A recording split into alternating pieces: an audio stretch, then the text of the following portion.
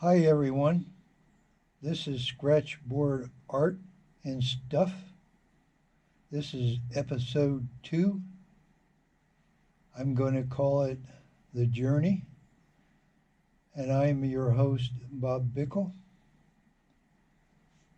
And this is an image of a Canadian lynx. You will be drawing this in the future.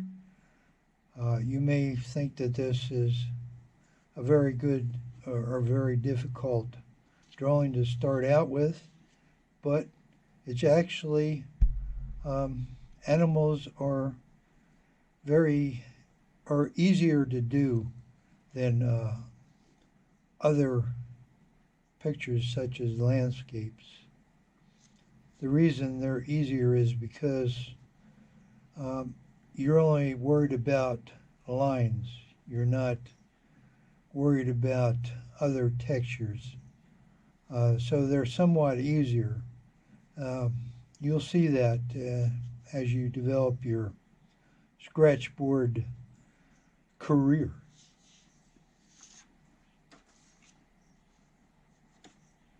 Now let me cover some issues I did not cover in the first episode.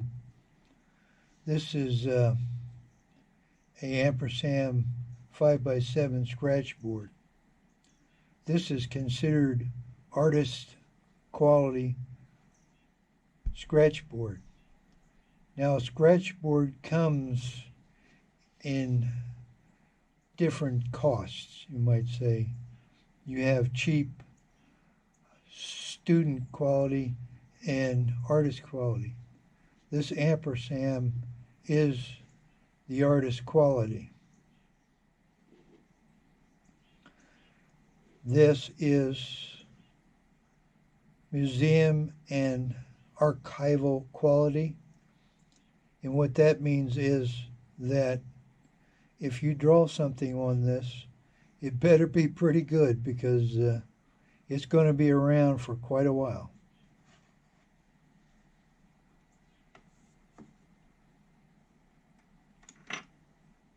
Now we covered the Exacto knife on the first video.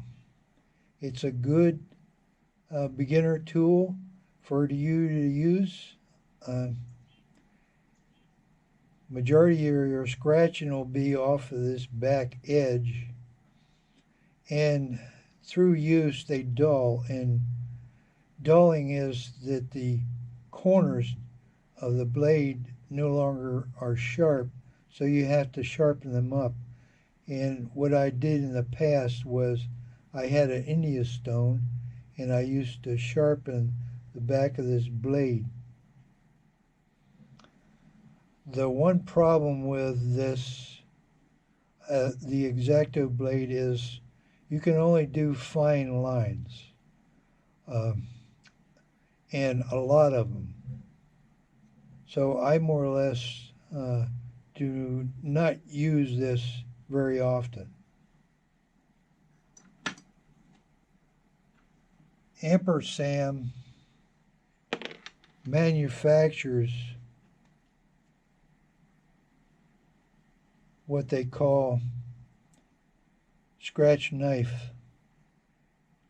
In this kit that you buy, they come with 2 blades that go into this holder. When you first get them and use them, they're pretty good. You can they're somewhat better than the Exacto blade because you can get a broader line with these, and they're pretty good to start out with. The one issue I have with them is this material dulls very easily, and you have to sharpen it quite often to get your corners sharp. But they work well.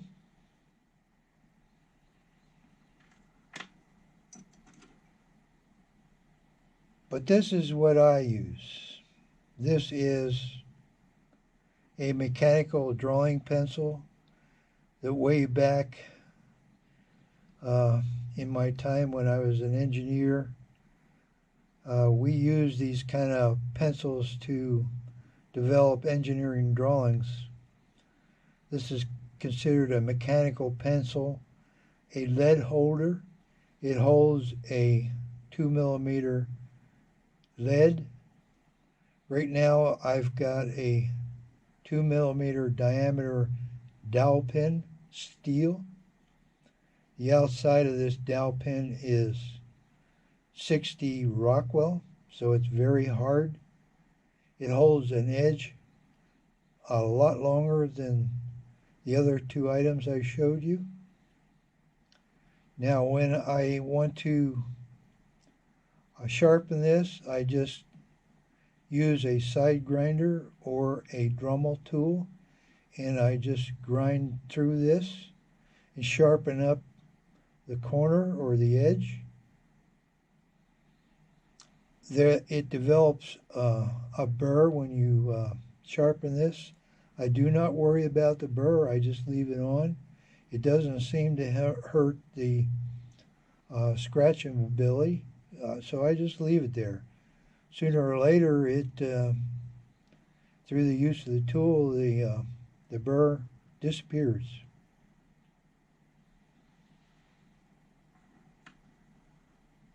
One other item I failed to mention was Indian ink. I use this Indian ink to make corrections within my image area, the area that I've scratched. I don't use this ink outbound of my image area. This is an ink I get from Dick Blick. It's a waterproof Indian ink. I use Dick Blick for most of my art materials. I order them over the internet. This is an Indian ink that's waterproof. It comes in a 1.25 liquid ounce bottle. The name of it is Black Cat. When it dries, it has a matte finish, very similar to the finish on Ampersand's Scratchboard. I've tried other inks to do some corrections, and I found this to be the best match. What I use to apply this ink is a very small watercolor brush. Works well.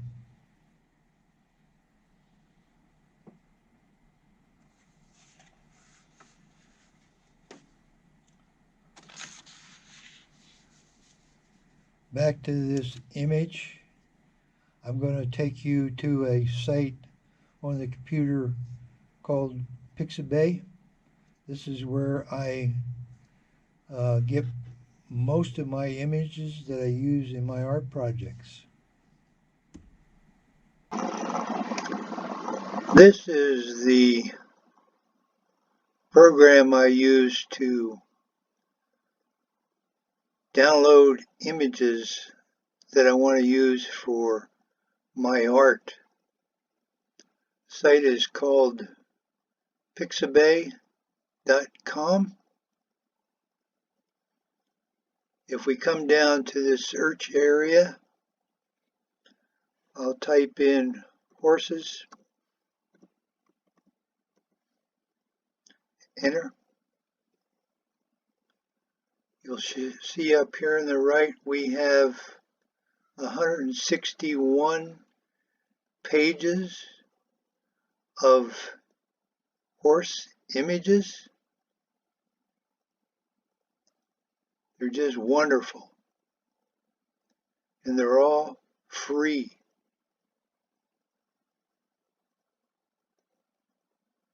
Now if I come up here to search again, and I put in landscape,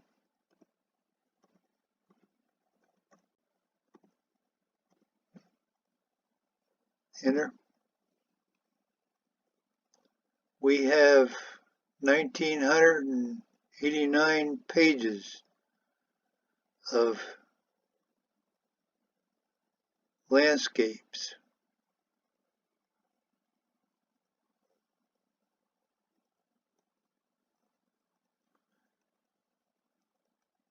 Now we're going to go to another area we're interested in. Big cats.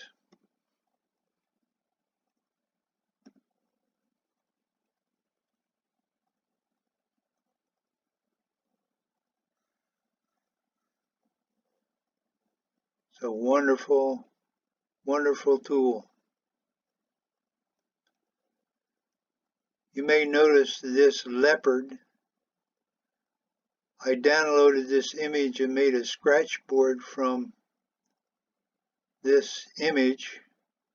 It's now my thumbnail of my Scratchboard Art site on YouTube. Over here, this cheetah I now use on my computer as my desktop photograph. This is the image we're interested in. It's a Canadian lynx. Now, if I left click this image, it comes up like this. Up in the upper right hand corner, you will see the photographer's name or handle. And over here, a little bit to the right, you'll see this button for coffee. This is a way that you can reward the artist for his image. You can buy him a cup of coffee. And if you care to write him a letter, you can come over here to follow and click on it, and you can send him a message thanking him for the use of his image. You come down here and you can also give him a thumbs up. You'll notice this statement here, free for commercial use. That means this is completely free to you for your use. There's no copyright problems or whatever. I come up here to free download. I left click it. Comes up with a placard, and these are all the image sizes as far as pixel size. We come down to this highlighted area. It is the area I use most, in that it's got high enough pixel strength that it generates a good contrast image. I know from in the past that if I go beyond this pixel image size, say to this size right here, I cannot use these larger pixel size when I go off-site to another site called Grid Drawing Tool by Art Tutor. They will not accept images with this pixel load. But if I come down here and I download, I left click that, it downloads the image to my computer. Now, if I go to another site,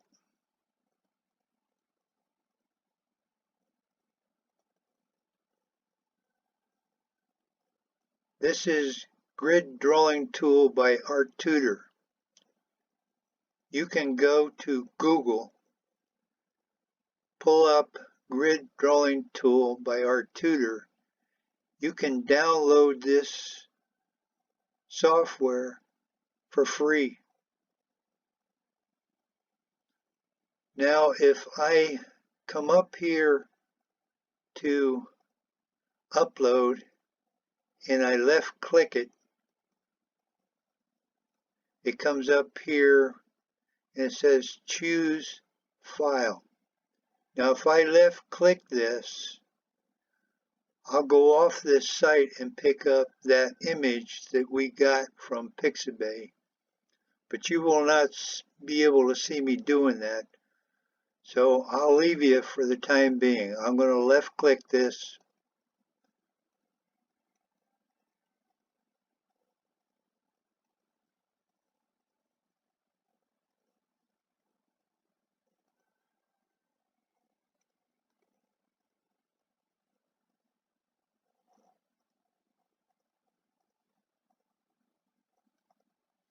Okay, this is our Lynx image. The one problem with this image is this ear tuft goes off the top margin of the photograph. Now to position this image on my 8x10 scratchboard, this right edge is going to be my 8-inch rise on my scratchboard. Now this ear tuft is a problem, and to generate the number of grid squares I want on this image, this program works from this bottom left-hand corner, and it develops the squares across to the right. Knowing I have to get this image in the lower right-hand corner is where I develop my squares from, I've got to rotate this image. So I come up here to rotate, I left click it. It gives me two options here. I want to rotate it right, so I come up to rotate right, left click it. Now my image, I can develop from this lower left hand corner across 7 squares. Now the reason I'm doing that is I'm not worried about the square sizes. I am worried about the number of squares. Now if this edge is my 8-inch rise on my scratchboard, and I hypothetically say that those 8 squares are going to be 1 inch, then if I make 7 squares in this image area, it drops this ear down. So I come up here to develop grid, I left click it. I come over here to boxes wide, I left click it.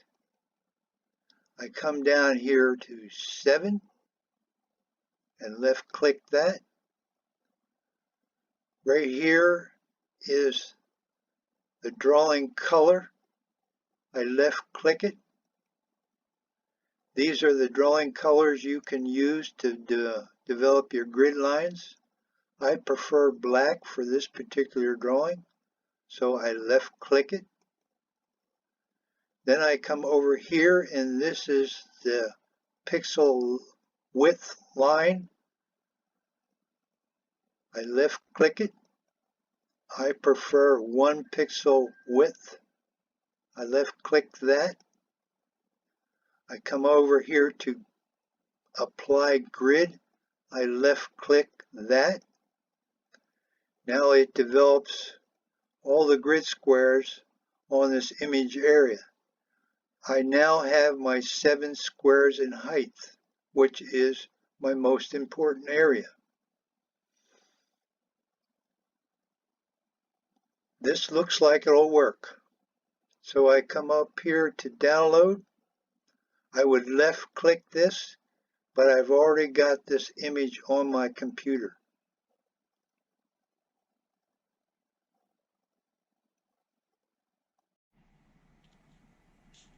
This is the picture we got from Pixabay, and the download from grid drawing tool from our tutor. You'll see that this has the 7 square rise, and there's just a small square here because we generated this grid layout from this corner here, because as you remember, we did this in our tutor program from this corner, because we had to get this ear tuft into our drawing.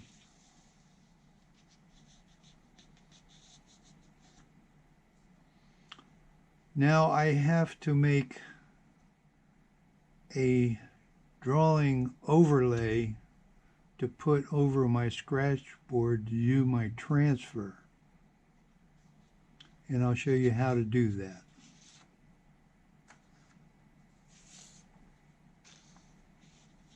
This is a regular sheet of computer paper. I outlined the 8x10 area of the Scratchboard in our download image. This measures about 3/4 here, and the rest of the squares measure 1 3/16.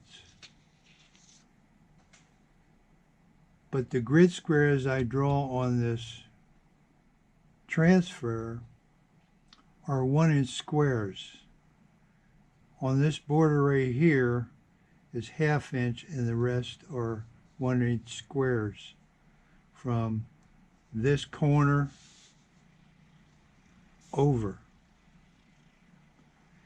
And you'll notice that I stop my squares at the edge of this ear tuft.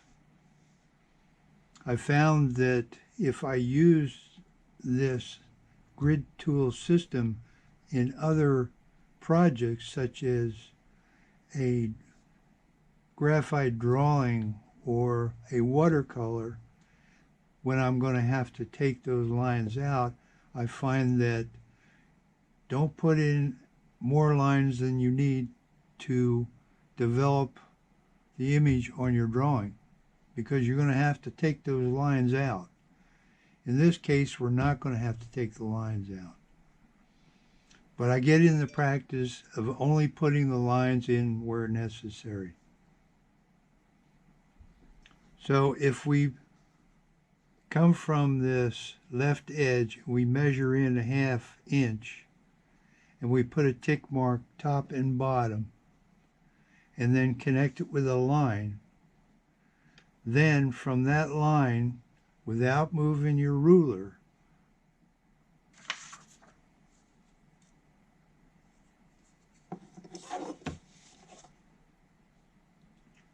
draw tick marks 1-inch increments just past your ear tuft. Do that tick marks top and bottom. Then we come from whatever edge you want to use, draw tick marks up both sides of your paper. Then you connect those tick marks with lines. Once you've done that, you go ahead and you draw the image on your grid layout, and you only draw what you actually need.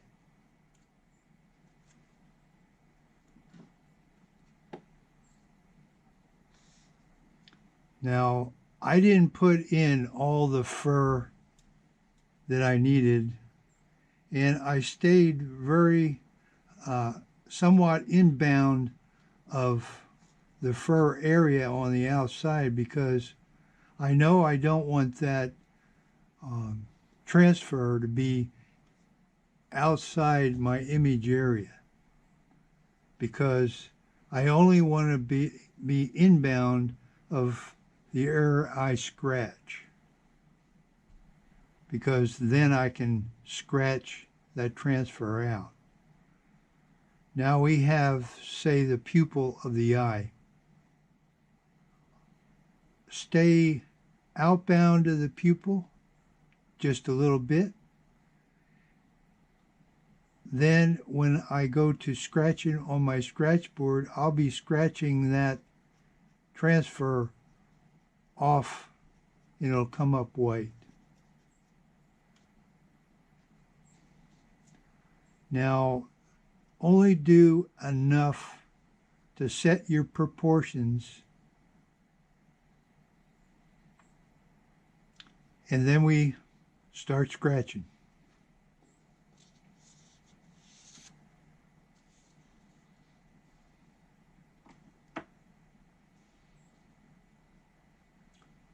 Now, if you found this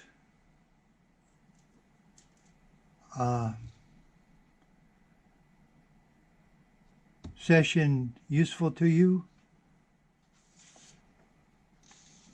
please subscribe and ring that bell for my future videos on this journey that we're taking on this Scratchboard.